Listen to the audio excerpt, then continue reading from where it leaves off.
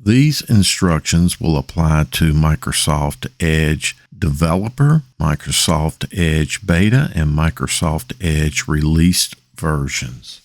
On the right-hand side, I will highlight the Edge sidebar. Next, I will highlight and point out the Bing Discovery icon. This will be up near the top of the sidebar. An issue you may face is that you don't see the Edge sidebar, so I'm going to show you how to expose that now. We need to hide the sidebar first. We can use the hotkey of Control, Shift, and / to both show and hide the sidebar. Now, if you look where I'm pointing out at the bottom of the sidebar, this icon can close the sidebar. Now, if you look to the right of the profile picture, you'll see 3 horizontal dots, aka ellipse. Click that now. Okay, and I have highlighted the Show Sidebar option in the menu.